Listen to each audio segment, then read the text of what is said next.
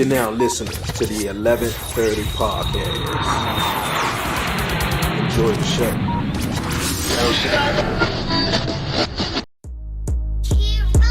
I'm from the city, DC, that's where I'm from. 11:30 podcast, Dre and Willsy is the one. Let's get it, yeah. Who with me?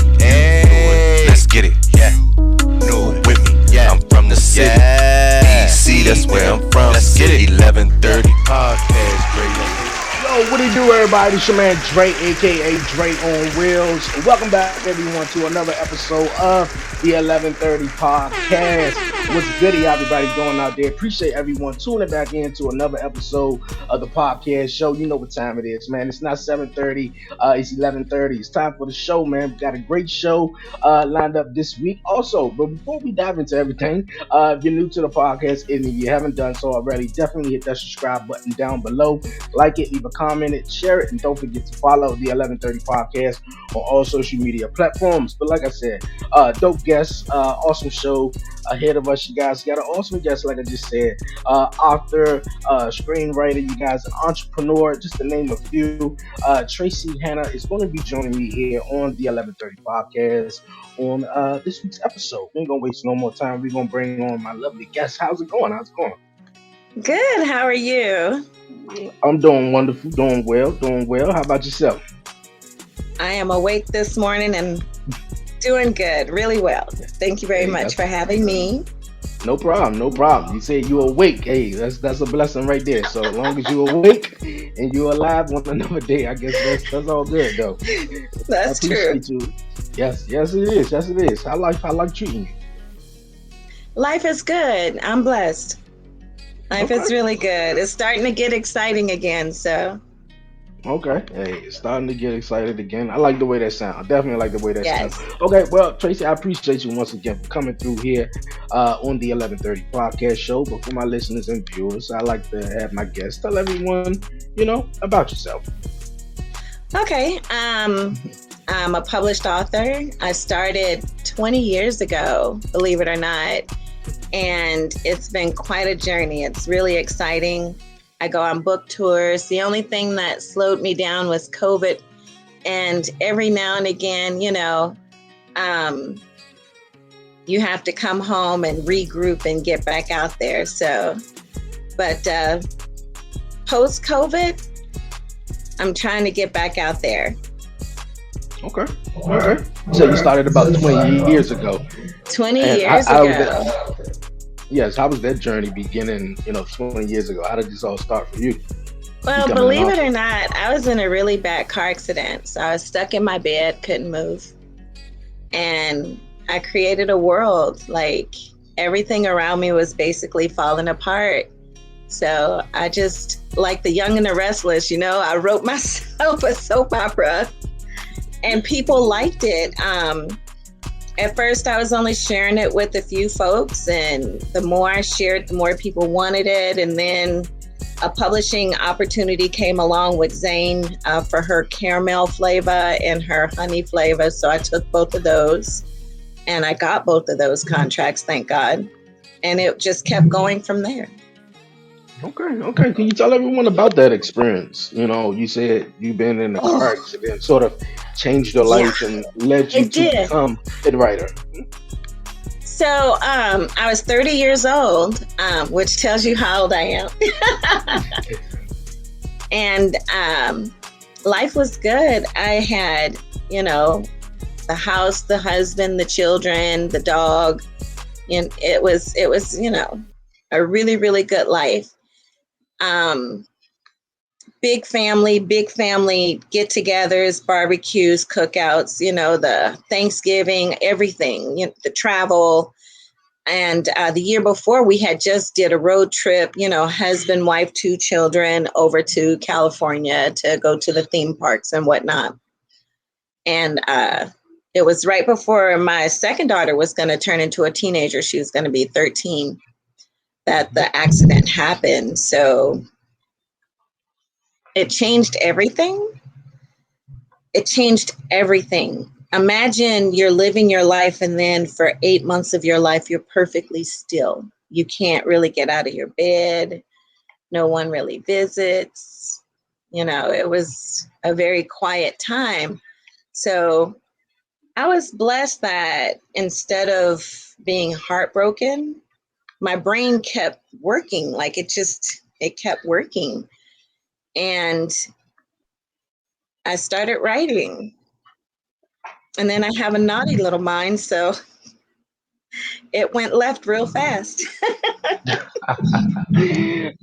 How was it for you? How did you deal with being in the hospital and you said like you said no one came to visit you and That was and you I were was also here in still my bed. Yeah. okay. Actually, when I shut out the world, you have to understand when you're a writer, you have characters in your head. Okay. Um, and they talk to you. And every writer be like, yeah, and they guide you to where the story's going to go. So my biggest thing was putting myself in situations that I had never been in before because I married young. So I had never dated. The first man I fell for, I was 16, married at 17, and you just babies pop out and you keep going, you know? Um, so I had a very, very square life. It was very vanilla life. So when you're sitting there and you're by yourself and you're thinking about the roads not traveled, and you're thinking about, what decisions could I have made differently if my life was going to end up like this today? You know, would I have chosen to go to college instead of giving birth? Would I had chosen to go to the military instead of getting married? You know, there's just all kinds of things that go through your head. So instead of driving myself crazy, I created characters and I let them live that life. Okay, okay, that sounds cool though. How was these characters? What did these characters come about? Because you said you sort of had a naughty mind, and just being still. What my was that favorite about? book, my favorite book is called Ultimate Freak Fest Fantasy. It's the favorite book that I've written. It was written for, it started off as letters to a very dear friend that was facing the war over in, when they had the war over in, what was it, 03, 04, 05, you know, the Gulf War. Yes, yes. So, very sexy man. I had to take a pause. And he was over there, he was dodging bullets. And he asked me a question, Tracee, if God wasn't looking, because I'm a good girl, if God wasn't looking, what would you do? What is your ultimate freak fest fantasy? So I would write him a few pages every week faithfully. And next thing you know, it turned into a full book. And he tried to write, like match my style and go back and forth. And he was like, nah, I'm gonna let you have this. This is good. He started passing it around and people just wanted it. And he, to this day, 20 years later, to this day, is still my biggest fan, my biggest supporter. Whatever I'm doing, he will share it. He will pump it up, like everything that I'm doing. This guy is absolutely amazing. And like his life went one direction, mine went another. But when it came to, and still comes to, because I just did an audiobook this year, and he was like, oh yeah, I'm on it. I'm sending it out to everybody. So like to have that very handsome man also be one of the most supportive people I ever met in my life was a really good combination for a character. Mhm. Okay, And okay, he's a that's sweetheart. all. Yeah. When he Okay, first read it, he goes, I could close my eyes and imagine I was there, Miss Tracee. He's that's Southern. awesome. Uh, Yeah. what was it? What was it definitely about that book also that you feel like that resonated with a lot of people that sort of took off? The reason why it took off is impeccably written. Like it's written from the heart. There's no emotion held back in that book. It is passionate in a way that most people aren't, but they wish they could be. It is uninhibited in a way that most people will never be. And there's absolutely no sexual shame. There's women from the teeny tiny to the most voluptuous, beautiful gals. Natural hair, weave doesn't matter. Bald head doesn't matter. Every eye color from the clear clear gray, blue, green, brown, hazel, all the way to the blackest black. We have our beauty. Yeah. But when it comes to intimacy, somehow there's either ridiculous shame or boisterous audaciousness, and there's no beautiful middle. And that's what ultimate freak fest fantasy finds. It finds a way to be ridiculously sexy without being nasty. And it finds a way to be intimate without being embarrassing. And that's what people like. I dig it. I definitely dig it. I think a lot of people are sort of embarrassed, sort of say when it comes to talking about intimacy, or even like you said, it's no in the middle. Either they're embarrassed or they just straight out there and just like to be just out there. Yeah, just out there. I think that's also cool. But it makes you feel dirty. Like you read something or you see something, you want to just shower. You're like, ooh, did that touch me though? Did I get the juices on me? You want to wash it away. So, but like when you write with passion, it's different because it's welcoming. What I am doing is welcoming you in my arms, welcoming you in my world, welcoming you to touch my flesh. And instead of, oh, with the sass or, oh, can we turn the lights off, with the shyness, like there's you have to find comfort in yourself to welcome somebody into your world, because when you're making love, that is a world you create. Trust me when I tell you. Mm-hmm. You're right. So right about that. With everything you're going through, and writing a book and having all of these imaginary characters come to life, and writing them down in these books, and like you said, then still for 8 months. How was the journey to come back? What was your goal? And like you said, you had the life, the children, the husband, everyone who came to visit you. What was the goal for Tracee to get back on the other side to sort of accomplish? Well, I wanted my life back. That was never going to happen. I'm just going to go ahead and kill the suspense right there. So that year, the following year, I faced disability, death, and divorce all at the same time. And I survived all three. I'm not dead.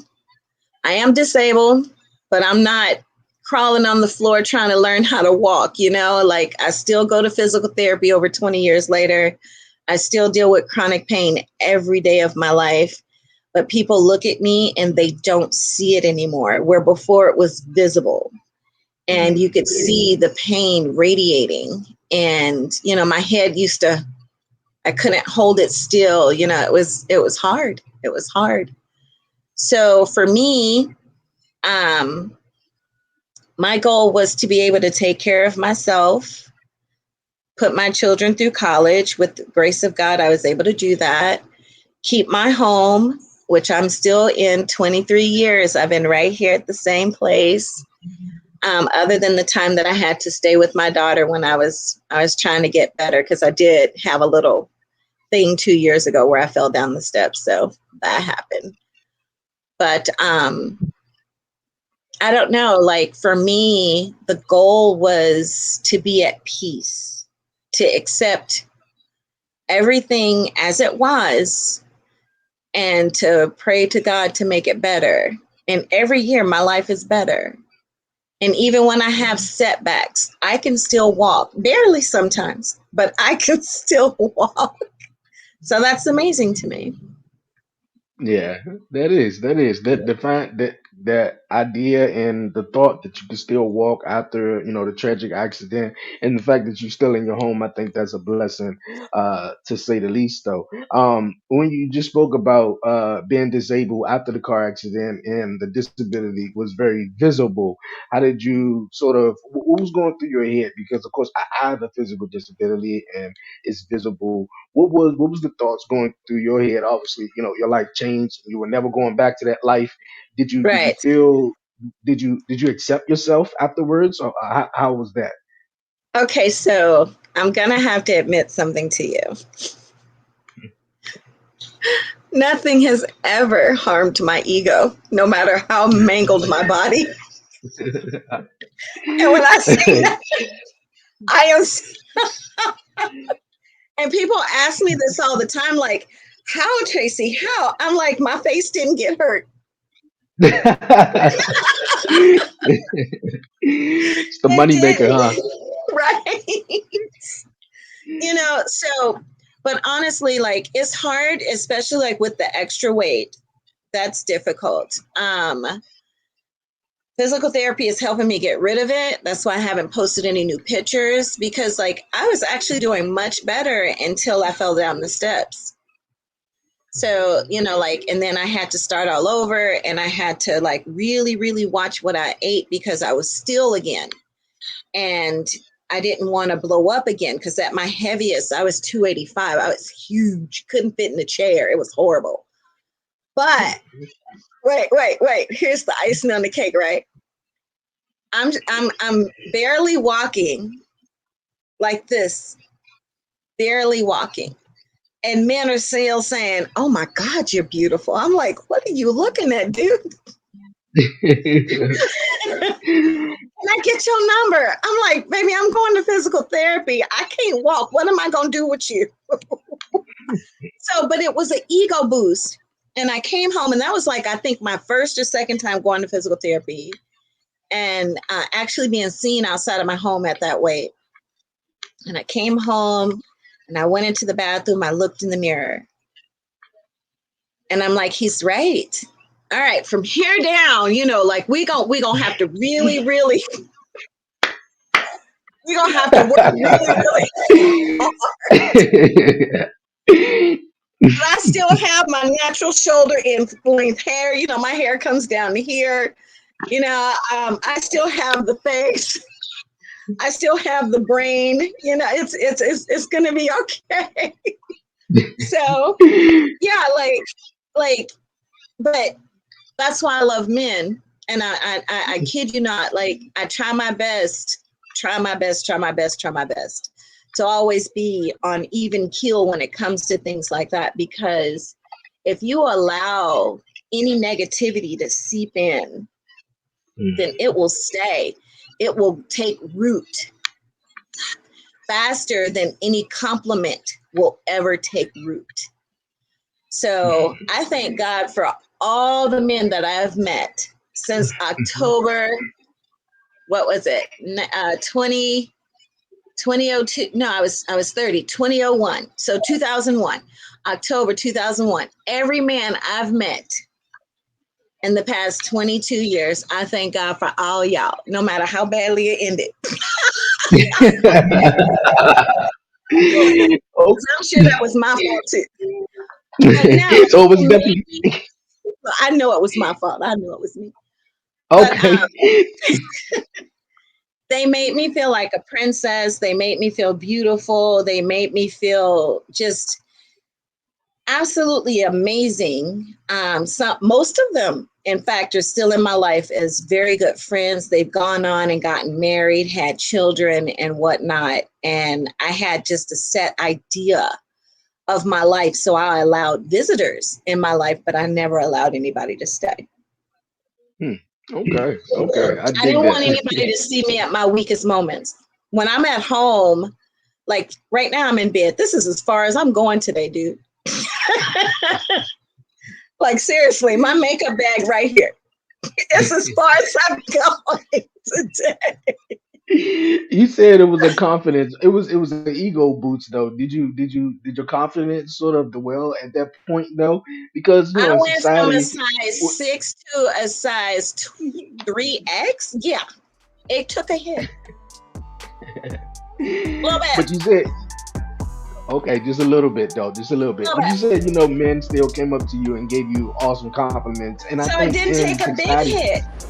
Yeah, yeah, and I think in society too. I think for a lot of women though who are plus size though get sort of a negative rap or definitely feel pressure on themselves though because of society and that plus size women are not so more acceptable and you got to be in this nice body shape and it's not really realistic though. So I think just being yourself, and I think that's where the genuine people would definitely be attracted to you though. So I don't think Yes. it was just obviously probably just being hard on yourself and coming through something tragic though. But I think God was also trying to share, just say, just be Oh, God uplifting and just set be me happy. down.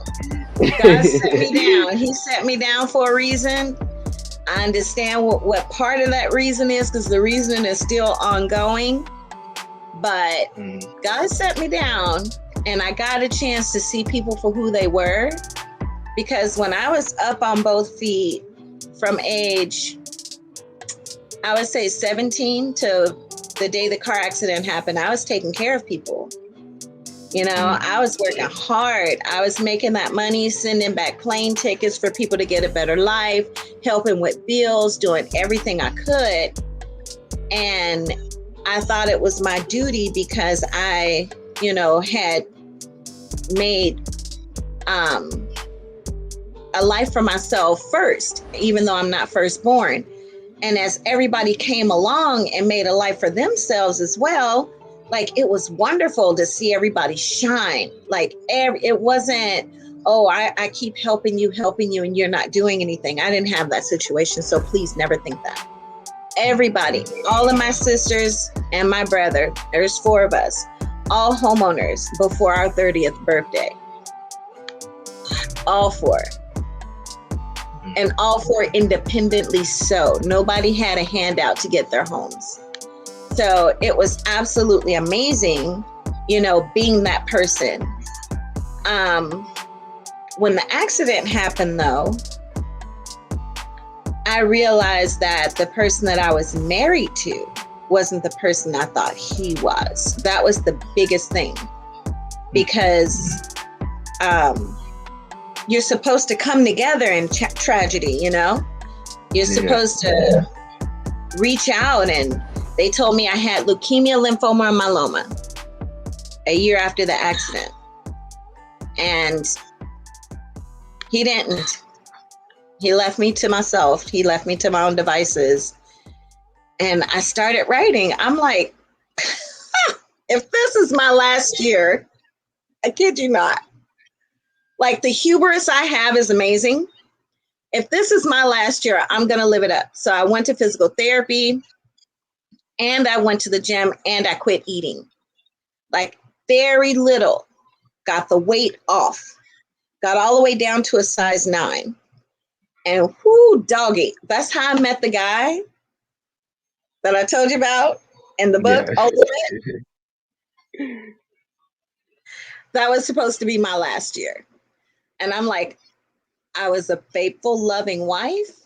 We had 2 properties, not one. I cook, gourmet, anything, any country, whatever you want. And dinner was Mhm. ready every day. My children didn't know what a hot pocket was because they had a home cooked meal, breakfast, lunch, and dinner. And no, they did not eat at school.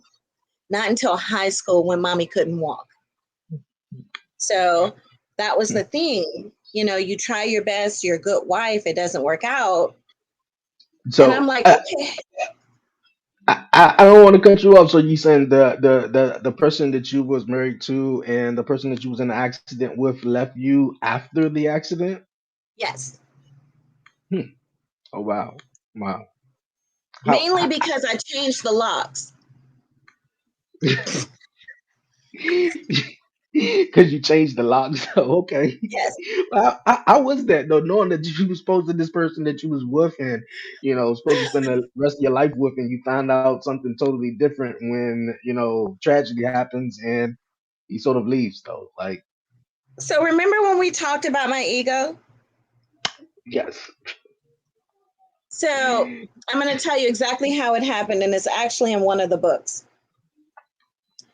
He walks up to me one day and he says, Tracee, and I can quote him verbatim, I don't love you anymore. I want a divorce. I'm not attracted to you anymore. And I smiled and I went, okay. He goes, I'm being serious, Tracee. And I smiled. I'm like, I know. I said, okay. He goes, what's going on with you? I'm serious. I'm like, let me help you understand me. I heard blah, blah, blah, new D, blah, blah, blah. That's what I heard.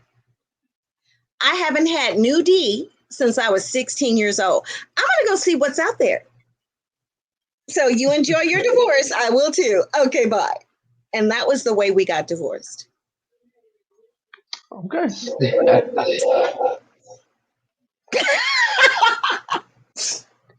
It's true. I was so So, excited. Can you imagine being with the same person since you're 16? hmm, Here you are in your mid 30s.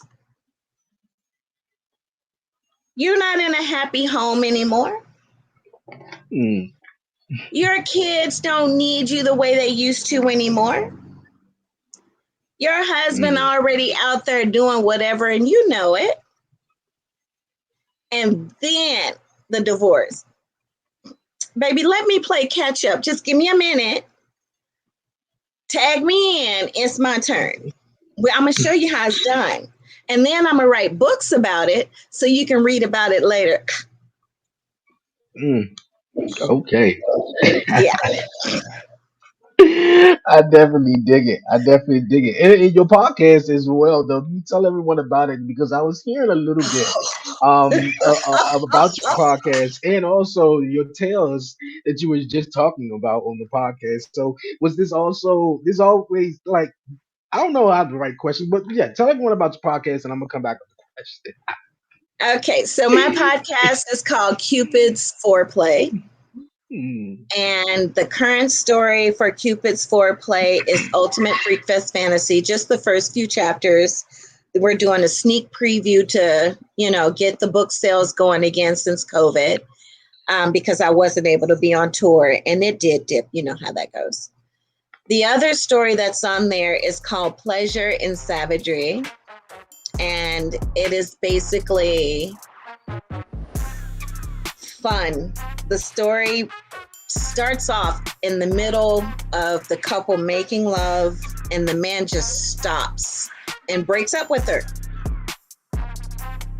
She thinks he stops That to gotta be propose, awful. right? Especially because he was like,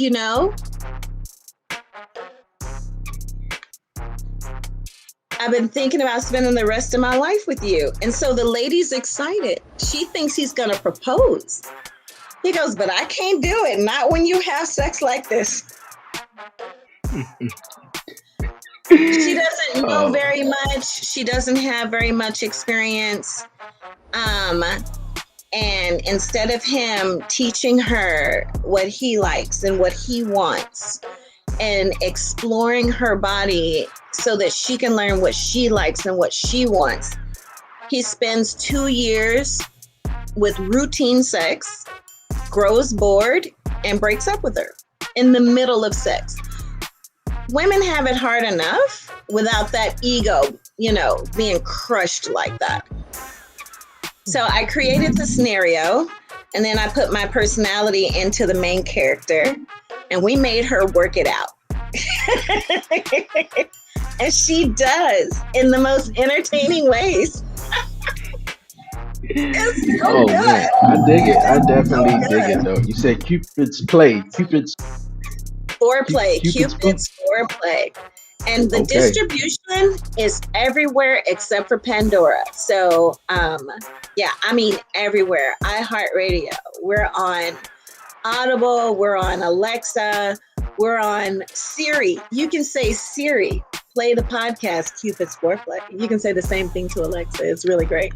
We're on Google, everywhere, like absolutely everywhere. They picked us up. We got our first 16 episodes, got over 5,000 downloads in the first year. So I think that's awesome. Really, really awesome. I got more questions for you though. But right now, I gotta ask though. I gotta keep the podcast rolling on though. What keeps you motivated? What inspires you? I always meet someone new and exciting and completely ridiculously inappropriate. What's that all about? I don't know. It just seems to work out that way. I kid you not. I am not joking. They start off really nice, really, trying to impress Miss Tracee. Oh, Lord. And I'm a simple girl. I would rather you not spend $300 on dinner, take me to Safeway, let's get a week's worth of groceries. I know how to cook. But when you say that just once, all of a sudden you got that lazy man that don't want to do nothing but lay up at your house.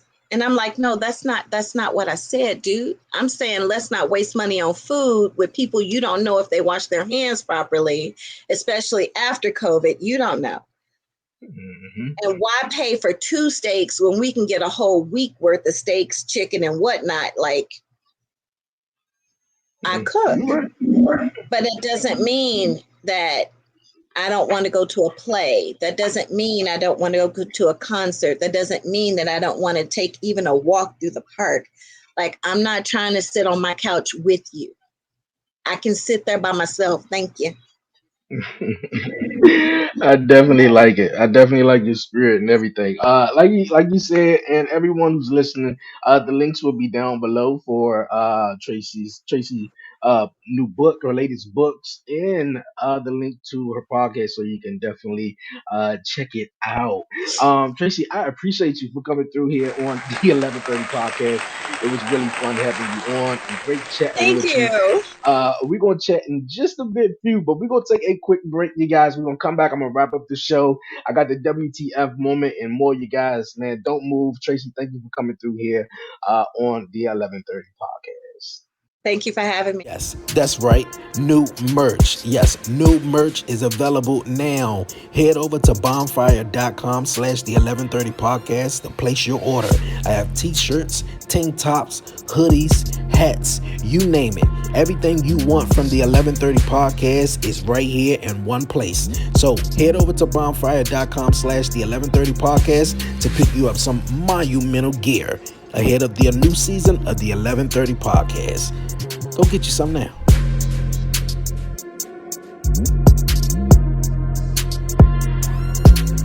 TV is more than cable for less than cable. More unexpected plot twists. Ooh. Less unexpected fees. More committing to new shows. Ooh. Less committing to an annual contract. More being held in suspense. Less being held on hold. More modern, more simple, more than cable for less than cable. Try YouTube TV for free. WTW Wrestle Talk Wednesday. That's right.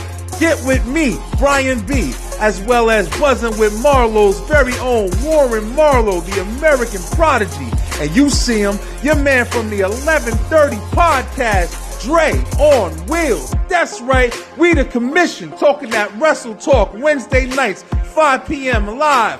Yeah, be there, subscribe, follow, like, share. Get at us. Commission, baby. People, what's good? What's happening? What's going on? Yo, it's me, Brian B.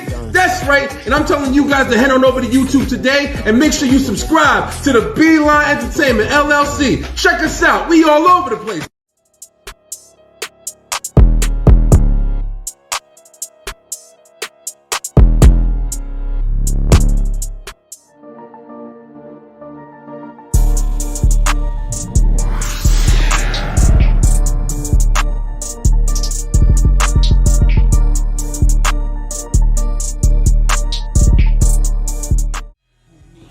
up? This your boy Kenneth Stones, aka Coffee Weaston. This your boy D.O.E. Good Brother Bowl. And we are the Dirty Hills. You already know, man, you tuning in to 11:30 podcast. Mm-hmm. Not 7:30, but 11:30. Dude, that's my job. Not 7:30, but 11:30. Yeah. And you have been Dirty Hills approved. Yo, we back here on the 11:30 podcast. Appreciate everyone sticking with me throughout the short break. Yo, Tracee, thank you for coming through here on the podcast show. It was really awesome chatting with you. Very interesting conversation. Really, really great. To hear about the fantasies and everything. I think that was very interesting. To say the least, man. All the links are down below, so you can definitely follow Tracee on Instagram or Facebook, or definitely cop one of her latest books, man. For real, great time. Can't wait to have you back on, and I wish you the best. Happy holidays, Tracee. Happy holidays to everyone. Merry Christmas, all that great stuff. I know this is the holiday time, and especially for little kids, I know they are thrilled right now, waiting for the guy to come down and bring them all the gifts, or as some people say, shit, I ain't about to have this fat white man give all my daggone credit, what I'm saying. You understand it when you had kids now. All right, you guys, man, it's been a wonderful show. Once again, happy holidays to everyone.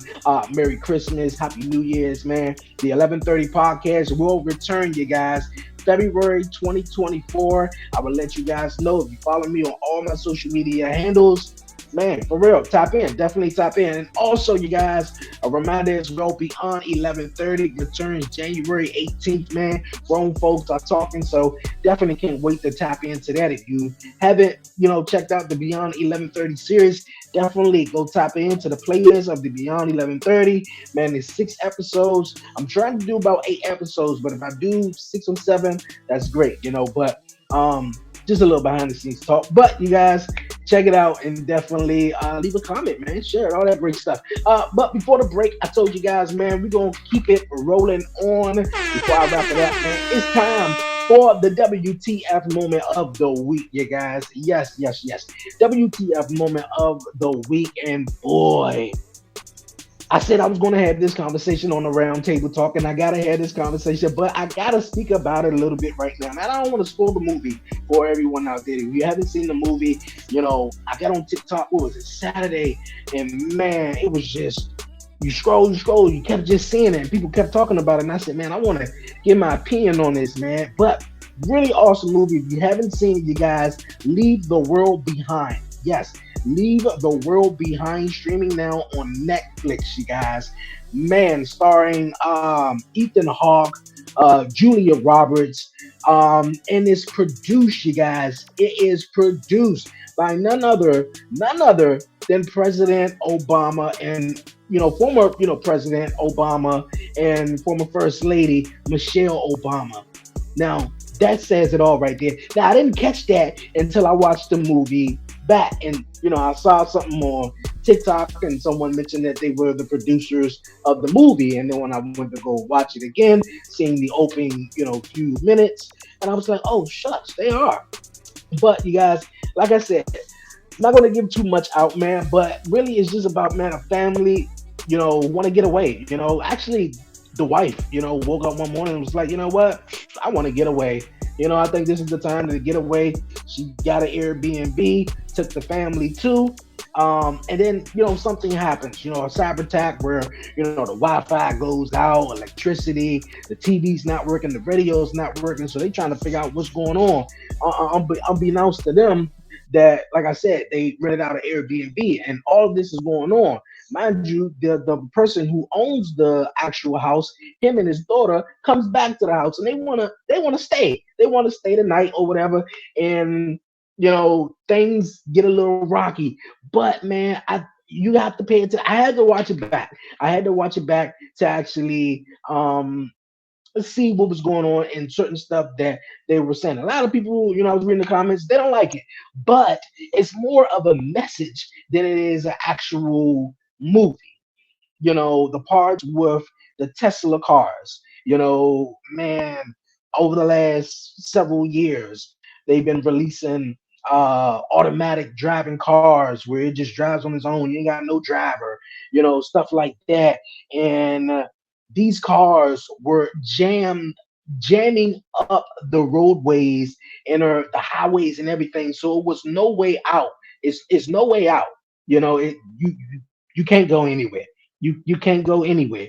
The cell phones go out. The Wi-Fi go out. Now, I said, remind you, I had to watch it back. The 13-year-old girl was really she was really in tune to a lot of stuff, especially when the Wi-Fi go out. And she couldn't watch her favorite show. She wanted to watch her favorite show, the last episode of her favorite show, Friends. Now, throughout this whole movie, it made me want to go watch Friends, the last episode. Now, I haven't just yet, but definitely I think I'm gonna tune it in because I was like, damn, what was so important about that last episode that she wanted to watch so bad, man. Like, but she was so in tune to everything else because she could not get on the phone, could not watch her show, get on Wi-Fi, whatever, man. She was in tune to the deers. The deers was, trying to give her message, give the family message, throughout the cyber attack. The animals habitat was they had a different pattern, so they really wasn't in the places that they were actually,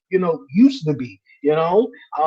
Another thing was, man, everyone out here, man, when you get in your car, normally what you do, you type the address into the GPS, man, right? Rightfully so, I guess, but in this day and age, not a person who could pick up their phone and call someone without just, hitting their name on their phone or putting in an address to get to a location. And it's in so many volumes, in so many ways, you feel me, of just if or necessarily when a scenario happens like that, we all will be short, we all will be shit out of luck, you feel me. The ones who go around and get around on a daily basis with the GPS and don't know how to remember where to go, how to get there, or whatever like that, man, like you just gonna be like, man, I don't know where to go, like, yeah, obviously the phones, the communication ain't working, but I mean, like, that was a point that they could have pointed out too, because 9 times out of 10, man, you pick up your phone, you go to your contacts, you hit a name, that's it. You don't remember the number. You don't remember the number, man. But yo, man, like I said, I don't want to give away too much. Like, it's really, really, really deep, man. Like, so you guys got to go check it out. It's WTF. It's gonna blow your mind. A lot of people didn't get it, but if you woke and you understand what's going on out here, if you understand what's what, man, and really what it is, you'll really get it. So definitely go check it out. Like I said, man, it blew my mind when I found out Michelle Obama and Barack Obama was the producers from this. And just from that, they are trying to tell you something. They're trying to tell you something, but they are not just putting it on blast, but they're telling you. And in a way, you can get away with telling um, the people something within a television show, a commercial, or a movie. Because nine times out of 10, they're not gonna get it. They're not gonna get it. It's gonna go smooth over their head, man. So you guys, man, go check it out. If you don't know what I'm talking about, leave the world behind, man. That is a WTF moment all the way, boy. For real. All right, I'm about to head on out of here, man. What an incredible show, dope show it was on this week's episode of the podcast show. Like I said, once again, next week's episode is the 4-year anniversary show, man. I want to thank everyone for the major support that kept supporting me over the last 4 years, that didn't stop, man, or you had life going on, but you knew about the 1130 podcast and you tuned in when you can. I appreciate it so much, man. Definitely will be chatting talk pro wrestling next week on the 4-year anniversary episode, you guys. So definitely tap in with that. I'm gonna make sure I have some of the guys from Commission Talk, because I know we are now on we're going on our break this week. So definitely tap in, man, for real. The 4-year anniversary of the 1130 podcast next week, man, for real. Man, I'm about to head on out of here with you guys, man. Before I go, don't forget to follow the 1130 podcast on all social media platforms. Follow the 1130 podcast on TikTok at the 1130 podcast. Like the 1130 podcast on Facebook. Follow the 1130 Podcast on Instagram at the 1130 Podcast _. And if you haven't done so this entire episode, I don't know what you're waiting for. Hit that subscribe button, man. Hit the subscribe button down below. I'm about to hit on out of here, man. All right, you guys, man. Until next time, stay safe, stay beautiful, man. Give all the glory to God, man. Won't he do it? Yo, it's your man Dre, aka Dre on Wheels. And I'm out. I'm from the city, DC, that's where I'm from. 1130 Podcast, Dre on Wheels, he is the one. Let's get it, yeah. Who with me? Let's get it, yeah. Who with me? I'm from the city, DC, that's where I'm from. Let's get it. 1130 Podcast, Dre on Wheels, he is the one. He the one, nigga. So Breeze, baby. He the one. Who with me? So Breeze, baby. Let's get it. You with me?